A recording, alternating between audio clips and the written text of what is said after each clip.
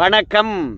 என்ன செய்தி பார்க்க போகிறோன்னு கேட்டிங்கன்னா, ஊடக வன்மம், பொய்த்து போன கருத்து கணிப்புகள் யார் தலையில் திணிக்கலாம் என்பதற்காக நேற்று வாக்குப்பதிவுக்கு பிந்தைய கருத்து கணிப்பு என்று சொல்லிட்டு பல ஊடகமும் கருத்து கணிப்புகளை வெளியிட்டார்கள். அதில் ஒரு ஊடகமானது அவங்களே கருத்து கணிப்பு எடுத்திருக்காங்க. ஸோ அந்த கருத்து கணிப்பில் அதிமுக வெற்றி பெறும் என்ற ரிசல்ட் வந்திருக்குது. ஆனால் அந்த ஊடகம் எந்த கருத்து கணிப்பு எடுத்து அலசிச்சு தெரியுமா? அதை வச்சு தான் சொல்கிறேன். ஊடகமானது வன்மத்தை கக்கி இருக்கிறது. அதனால் அதிமுக தொண்டர்களும் நிர்வாகிகளும் சோர்ந்து விடாதீர்கள். கடந்த கால வரலாறு என்னவா இருந்திருக்கு தெரியுமா? அதையும் சேர்த்தே பார்க்க போகிறோம். இந்த கருத்து கணிப்பு தொடர்பாக அதிமுகவிலிருந்து ரியாக்ஷன் வந்திருக்கிறது. அதையும் நம்ம சேர்த்தே பார்க்க போகிறோம். ஆனால் அதற்கு முன்பாக இதுவரைக்கும் நம்ம சேனலை நீங்கள் சப்ஸ்கிரைப் பண்ணலன்னு வச்சுங்களேன், சப்ஸ்கிரைப் பண்ணிக்கோங்க, கொஞ்சம் சப்போர்ட் பண்ணுங்கள். முதல்ல இந்த பேனரை பாருங்களேன். இந்த பேனரு எந்த டிவி இது தெரியுமா? News18 தமிழ். அந்த தொலைக்காட்சியே கருத்து கணிப்பு எடுத்திருக்குது. CNN-ம் News18 ரெண்டு பேரும் சேர்ந்து தமிழகத்தில் யார் ஆட்சியை பிடிப்பாங்க அப்படின்னு சொல்லிவிட்டு கருத்து கணிப்பு எடுத்திருக்கின்றார்கள். அந்த கருத்து கணிப்பில் அதிமுக கூட்டணி கிட்டத்தட்ட 124 இடங்கள் பெற்று ஆட்சியை பிடிக்கும் என்று அவங்க சொல்கிறாங்க. ஆனால் விவாதிக்க வேண்டியது அவங்களும் CNN-ம் சேர்ந்து எடுத்த கருத்து கணிப்பை பற்றி தானே விவாதித்திருக்க வேண்டும். ஆனால் அவங்க axis My India, India today ரெண்டு பேரும் சேர்ந்து எடுத்த கருத்து கணிப்பை எடுத்து வச்சுக்கிட்டு விவாதம் செய்கின்றார்கள். இவங்க மட்டுமில்ல, பெரும்பான்மை ஊடகமானது இந்தியா டுடேனுடைய கருத்து கணிப்பை எடுத்து தான் வச்சு விவாதம் செய்து கொண்டிருந்தார்கள். இதில் எங்கப்பா இருக்குது வன்மம்? அவங்க ஒரு கருத்து கணிப்பு எடுத்து அலசுகின்றார்கள். அது அவங்களுடைய கருத்துரிமை, அவங்களுடைய பேச்சுரிமை அப்படின்னு சொல்லிட்டு நீங்கள் சொல்லலாம். ஆனால் ரெண்டு பக்கம் இந்த ஃபோட்டோவில் படத்தை பாருங்கள். ஒரு பக்கம் ஸ்டாலின், ஒரு பக்கம் விஜய். அவ்வளவுதானா தமிழக அரசியல் காலம்? அப்போது அதிமுகவுக்கு இடமே இல்லையா இனிமே? அப்போது இவங்களுடைய ஆசையும் சரி, இவங்களுடைய எண்ணமும் சரி எப்படி இருக்குது பாருங்கள். எவ்வளோ வன்மம் நிறைந்ததாக இருக்குது பாருங்கள். நீங்கள் எந்த கருத்து கணிப்பை வேண்டுமானாலும் எடுத்து வச்சு அலசுங்க. ஆனால் 3 பிரதான கட்சிகள் அந்த ஃபோட்டோ இருக்கணுமா இல்லையா? ஒரு பக்கம் எடப்பாடியார் ஃபோட்டோ இருக்கணும், ஒரு பக்கம் ஸ்டாலினுடைய ஃபோட்டோ இருக்கணும், ஒரு பக்கம் நம்ம விஜயுடைய ஃபோட்டோ இருக்கணும். அப்போ 3 பேருடைய ஃபோட்டோவும் போட்டு முந்துவது விஜய் அப்படின்னு விவாதம் நடத்து. இல்லை இந்த 3 பேர் ஃபோட்டோவை போட்டுட்டு வாக்குப்பதிவுக்கு பிந்தைய கருத்து கணிப்பில் யார் முந்துவது போட்டு விவாதம் நடத்து. ஆனால் உன்னுடைய எண்ணம் என்னவா இருக்குது? தமிழக அரசியல் களத்திலிருந்து அதிமுக அப்புறப்படுத்த வேண்டும் என்ற எண்ணம் இருக்குது. அதிமுக அழிந்து விடாதா என்ற ஒரு எண்ணம் இருக்குது. அதனால தான் அதிமுகவுடைய பொதுச்செயலாளர் இருக்கக்கூடிய எடப்பாடியார் படத்தை கூட போட இவங்களுக்கெல்லாம் தயக்கமாக இருக்குது. ஏன் தெரியுமா? அதிமுக வெற்றி பெறும் என்று இவங்களுக்கு தெரியும். எப்படி? அவங்க டிவிலே அவங்க கருத்து கணிப்பு எடுத்திருக்காங்க. இரண்டாவது 2011 கருத்து கணிப்பு அரசியல் சுனாமியே வந்தது. ஆட்சி மாற்றம் என்பதை விட திமுக எதிர்க்கட்சி அந்தஸ்தையே இழந்தது. அப்போது இந்த இந்தியா டுடேவும் ஆக்சிஸ் மை இந்தியாவும் என்ன சொன்னாங்க? இங்கேயே பாருங்கள், திமுக தான் வெற்றி பெறும் என்று அன்றைக்கே கருத்து கணிப்பு போட்டிருக்காங்க. சரி, 2016 என்ன நடந்தது? முழுக்க முழுக்க திமுக தான் வெற்றி பெறும், அதிமுக எதிர்க்கட்சி அந்தஸ்தை இழக்கும் அப்படின்னு 2016 சொன்னாங்க. ஆனால் 2016 நடந்தது என்ன?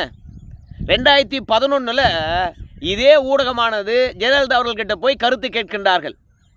என்னங்கம்மா கருத்து கணிப்பில் உங்களுக்கு எதிராக வந்திருக்குதே அப்படின்னு கேட்குறாங்க. அது இணையதளத்தில் இன்றைக்கி வீடியோ செம்மையாக வைரலாகி கொண்டிருக்குது. அதுக்கு ஜெயலலிதா அவர்கள் சொல்கிறாங்க, கருத்து கணிப்பில் கலைஞர் தானுங்க முந்துவார், ஆனால் களத்தில் நாங்கள் முந்துவோம். அதனால் கருத்து கணிப்பு என்பது எங்கள் மீது திணிக்கப்படுவது, இன்னும் நாங்கள் நல்லா வேலை பார்க்கணும் என்பதை அழுத்தம் திருத்தமாக சொல்கிறது. அதனால் கருத்து கணிப்பை எப்போதும் நாங்கள் நம்புவது கிடையாது, களத்தில் இறங்கி வேலை பார்ப்போம். இன்றைக்கி மட்டுமல்ல, என்றைக்கு கருத்து கணிப்புன்னு ஒன்று எடுத்து விட ஆரம்பித்தாங்களோ அன்றையிலேருந்து இன்றைக்கு வரைக்கும் திமுக தான் கருத்து கணிப்பில் முந்தி கொண்டு இருக்குது. ஆனால் களத்தில் அதிமுக தான் முந்திக்கிட்டு இருக்குது அப்படின்றது ஜெயலலிதா அவர்கள் ஸ்டேட்மெண்ட் 2011. குழந்தை கூட சொல்லியிருக்கோம்.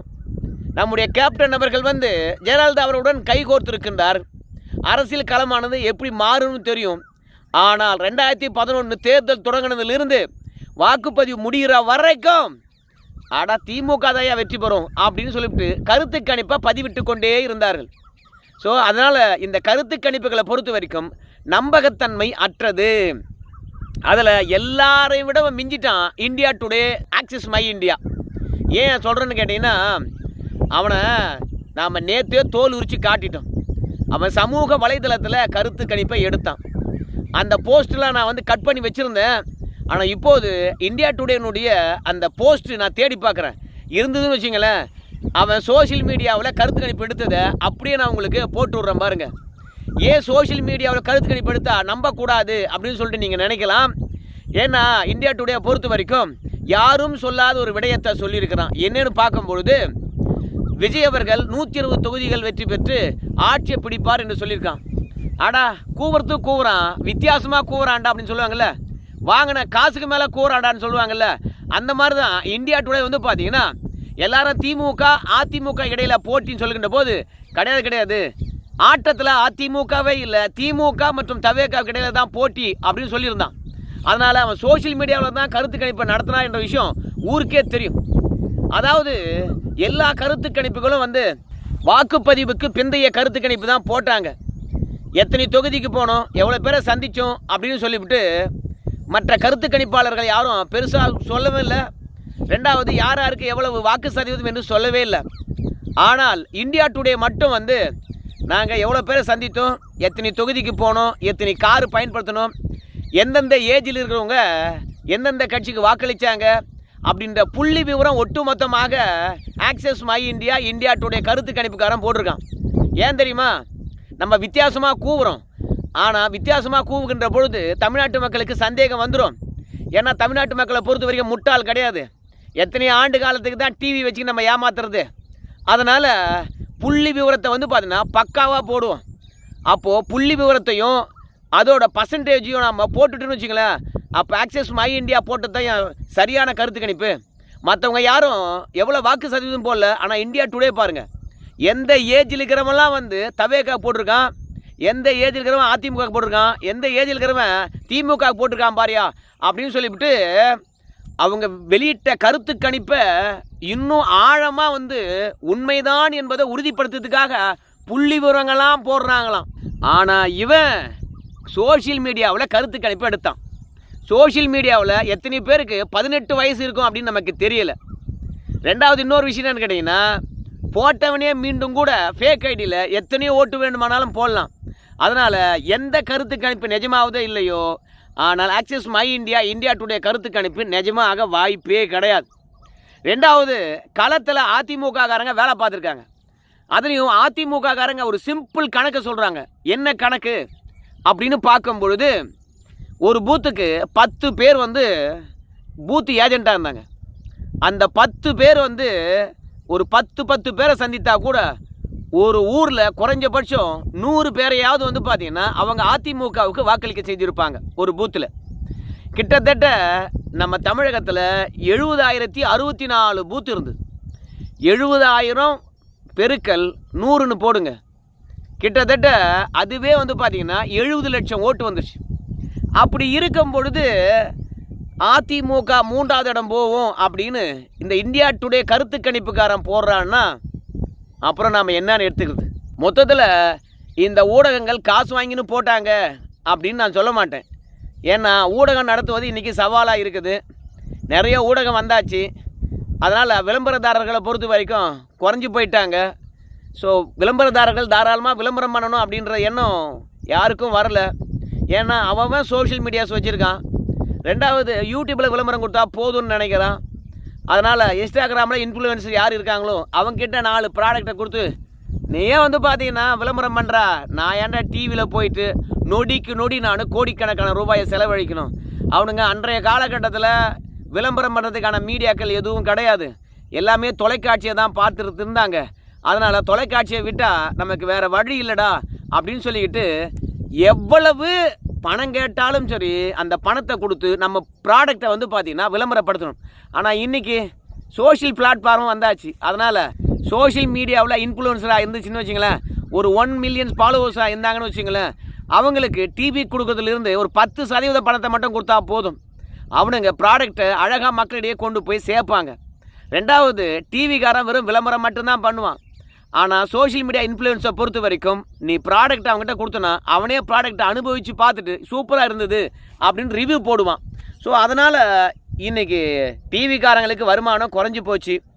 ஸோ விளம்பரம் கொடுக்குறவனை தக்க வைத்து கொள்ள வேண்டும். வாக்கரிசி இத்தனை நாளும் போட்டுருந்தான்ல, அவன் கோவிச்சு கொள்ளக்கூடாது. அதனால் என்ன பண்ண முடியும்? திமுக வெற்றி பெறும் அப்படின்னு சொல்லிவிட்டாங்க. எந்த அளவுக்கு இதை நம்ம மூலையில் திணிச்சிருக்காங்க அப்படின்னு பார்க்கும்பொழுது, திமுகவுக்கு ஆதரவாக போட்டாங்கல்ல கருத்து கணிப்பு, அதுதான் கருத்து கணிப்பு என்று சொல்லிட்டு ஊடகம் விவாதம் நடத்துது. அதாவது புதிய தலைமுறை கூட இன்றைக்கி என்னமோ தெரியல, ஒரு விஷயத்தை நல்லபடியாக சொன்னாங்க. அதாவது திமுக அதிமுக வந்திருக்கின்ற கருத்து கணிப்புகள் சரிபாதியாக அவங்க ஒரு 4 நிறுவனம் ஆட்சியை பிடிக்குன்னு சொல்கிறாங்க, திமுக ஒரு 3 நிறுவனம் ஆட்சியை பிடிக்குன்னு சொல்கிறாங்க. அதனால் குழப்பமாகவே இருக்கிறது கருத்து கணிப்பு, தெளிவு ஏற்படவில்லை. அதாவது மொத்தம் 7 கருத்து கணிப்புகள் வந்திருக்குது. அந்த 7 கருத்து கணிப்பில் மேஜராக பார்க்கும்பொழுது ஒரு 3 கருத்து கணிப்புகள் திமுகவுக்கு ஆதரவாகும், 4 கருத்து கணிப்புகள் அதிமுக ஆதரவாக வந்திருக்குது. ஸோ எதுவாக இருந்தாலும் சரி கூட்டணி ஆட்சி தான் என்று சொல்கிறாங்க. அதனால் அதிமுகவும் ஆட்சி அமைக்கும் திமுகவும் ஆட்சி அமைக்கும் போது நமக்கு கருத்து கணிப்பு முடிவுகள் குழப்பமாக இருக்குது அப்படின்னு புதிய தலைமுறையில் சொல்லியிருக்கிறாங்க. அதுலேயும் தவேகா வெற்றி பெற்று ஆட்சியை பிடிக்கும் என்று இந்தியா டுடே சொல்லியிருப்பது இன்னும் நகைச்சுவையின் உச்சம். அதனால் என்னை பொறுத்த வரைக்கும் அதிமுக மீது ஏகப்பட்ட பேருக்கு கோபம் இருக்கிறது. ஊடகத்தில் இருக்கிறவங்களும் திமுக ஆதரவாளராக இருக்கிறாங்க அப்படின்ற எண்ணமும் எனக்குள்ளே இருக்குது. ஏன்னா அதிமுகவுக்கு ஆதரவாக வந்த எந்த கருத்து கணிப்பு எடுத்தும் விவாதம் நடத்தலை பாருங்கள். டிவிகே காரன் ஆட்சியை பிடிப்பான்னு சொல்லிவிட்டு 7 கருத்து கணிப்பில் ஒரே ஒரு கருத்து கணிப்பு தான் வந்திருக்கு. ஆனால் அதை எடுத்து பெருசாக எல்லா தொலைக்காட்சியும் விவாதம் நடத்துகிறாங்க. மற்ற 6 கருத்து கணிப்புகளில் டிவிகே பொறுத்த வரைக்கும் 10லிருந்து 26 தான் அதிகபட்சம். ஸோ அப்படி ஒரு கருத்து கணிப்பு வந்திருக்குது. அதை பற்றிலாம் கேர் பண்ணாமல் எவனோ ஒருத்தன் ஆட்சியை பிடிக்கும் எது தவேகா என்று சொல்லிட்ட பிறகு அதை எடுத்து விவாதம் நடத்துகிறாங்க. இதன் மூலமாக என்ன சொல்ல வரான்னு கேட்டிங்கன்னா, எப்பா எதிர்கட்சியாக கூட வந்தால் போதும் பழகுதேப்பா, யார் ஆட்சிக்கு வந்தாலும் பரவாயில்ல அப்படின்னு அதிமுககார வருத்தப்படுவானாம். ஐயோயோ 54 ஆண்டு காலமாக நாம் இருந்த இடத்த விட்டுட்டோமோ தவேகாக்கு அப்படின்னு அதிமுககாரன் பார்த்திங்கன்னா இந்த அரசியலை புரிந்து கொள்ளாமல் ஊடகம் விலை போனதை தெரிந்து கொள்ளாமல் வருத்தப்படுவானாம். எதிர்கட்சியாக வந்துட்டா கூட போதுமே, ஐயோயோ 3வது இடம் போயிடுச்சாப்பா, எடப்பாடியார் அந்த அளவுக்கு பார்த்தீங்கன்னா கோட்டையை விட்டுட்டாரு, அந்த மனுஷன் ஆரம்பத்திலேருந்தே எதிர்கட்சியாக சிறப்பாக செயல்பட்டுருந்தா இப்போ இந்த நிலை வந்திருக்குமா, கடைசியில் 1 மாதம் தான் அந்த ஆள் சிறப்பாக செயல்பட்டான் அப்படின்ற ஒரு எண்ணத்தை இவங்க உருவாக்குறாங்களாம். தேர்தல் ரிசல்ட் வரட்டும். ஜெயலலிதா அவர்கள் சொல்லியிருக்கிறாங்க, ஏற்கனவே கருத்து கணிப்பில் திமுக வெற்றி பெறும், ஆனால் களத்தில் அதிமுக வெற்றி பெறும், ஆட்சியை பிடிக்கும் என்று சொல்லியிருக்கிறாங்க. எப்பொழுது எடப்பாடியாருடைய படத்தை கூட நீங்கள் தவிர்க்கிறீங்கன்னா, அதாவது ஒரு போஸ்டர் போடுகின்ற போது பிரதானமாக இருக்கக்கூடிய 3 ஆளுமைகளுடைய ஃபோட்டோ போட்டுக்கணும். ஆனால் நீங்கள் போஸ்டரில் கூட எடப்பாடியாருடைய ஃபோட்டோவை தவிர்க்கின்றீங்கன்னா அப்போ உங்களுக்குள்ளே இருக்கக்கூடிய வன்மம் என்னன்றது நல்லா தெரிஞ்சு போச்சு. இந்த கருத்து கணிப்புகள் அத்தனையும் நம்பக்கூடியதாக இல்லை. ரெண்டாவது, நாம் தமிழர் கட்சி வேறு திமுகவுக்கு சாதகமாகவும் அதிமுகவுக்கு பாதகமாக இருக்கிறது. எப்படின்னு கேட்டிங்கன்னா, காலையில் ஒரு நண்பர் வந்தார், நாயை பிடிச்சிட்டு வேகமாக என்னை சந்திக்க வந்தார். நான் அவரை சந்திக்க விரும்பலை. ஏன்னா அவர் ஒரு நாயுடு சமூகத்தை சார்ந்தவர். அதனாலேயே திமுகவை பார்த்திங்கன்னா அவர் ஆதரிக்கின்றார். சீமான் வந்த பிறகு தான் மொழி பிரச்சனை வந்துடுச்சு, தமிழர் அல்லாதவர் வந்துடுச்சு. அதனால் தமிழகத்தில் நமக்கு தெரிந்து பிற மொழியாளர்கள் 1,40,00,000 பேர் இருக்கின்றார்கள். கன்னடராக இருக்கலாம், மலையாளியாக இருக்கலாம், துளுவராக இருக்கலாம், அதோட தெலுங்கராக இருக்கலாம், எல்லாரும் 1,40,00,000 பேர் இருக்கின்றார்கள். ஸோ அவங்க இப்போது ஸ்டாலினை தான் பார்த்திங்கன்னா தங்களை காப்பாற்றுவார், பிற மொழியாளர்களை காப்பாற்றுவார், அதற்காக இருக்கின்ற ஒரே கட்சி திமுக தான் என்று அவங்க நினைக்கிறாங்க. அதனால் பிற மொழியாளர்கள் அப்படியே திமுக பக்கம் சாய்கின்றார்கள். இந்த பிரிவினை உண்டு பண்ணது சீமான். அவருக்கு வேண்டுமானால் கொள்கை அளவில் சரியாக இருக்கலாம், ஆனால் இத்தனை ஆண்டு காலமாக மொழி இனம் எதுவுமே பார்க்காத அதிமுகவுக்கு பெரிய பின்னடைவை தருது. ஏன்னா எடப்பாடியார் தமிழர் ஆயிட்டாரா, அதனால் நம்ம தெலுங்கர் என்ற ஒரே அடையாளத்துடன் இருப்பது நம்ம ஸ்டாலின் மட்டும்தான். அதனால் நாம ஏன் அவரை மீண்டும் கொண்டு வரக்கூடாதுன்னு சொல்லிவிட்டு தெலுங்கர்களும் கன்னடர்களும் மலையாளிகளும் பார்த்திங்கன்னா இயல்பாகவே திமுகவுக்கு ஒரு வாக்கு வங்கியாக மாறி இருக்கின்றார்கள். அதுதான் காலையிலே நாயை பிடிச்சிக்கிட்டு ஓடி வந்து என்னை சந்திக்க ஆசைப்பட்ட நாயுடு சமூக ஒரு நண்பர். ஆனால் அவருடைய ஆசை திமுக வெற்றி பெற வேண்டும் என்று, அந்த மகிழ்ச்சி என்னுடன் பகிர்ந்து கொள்ள வேண்டும் என்று நினைச்சாரு. ஆனால் என்னடா தமிழகத்தில் வந்து பார்த்தீங்கன்னா மொழியால் கூட பிரிஞ்சு நிற்கிறோமே அப்படின்ற ஒரு எண்ணம் எனக்குள்ளே இருந்தது. சரி பார்க்கலாம் என்ன நடக்க போகுதுன்னு சொல்லிட்டு. ஆனால் இந்த கருத்து கணிப்புகளை பொறுத்த வரைக்கும் சில பேரை மகிழ்ச்சி படுத்தியிருக்குது, சில பேரை அதிர்ச்சிக்குள்ளாக்கி இருக்குது, சில பேரை சிந்திக்க வைத்திருக்கிறது. இந்த கருத்து கணிப்பு உங்களை என்ன பண்ணியிருக்குது சொல்லுங்கள். நன்றி.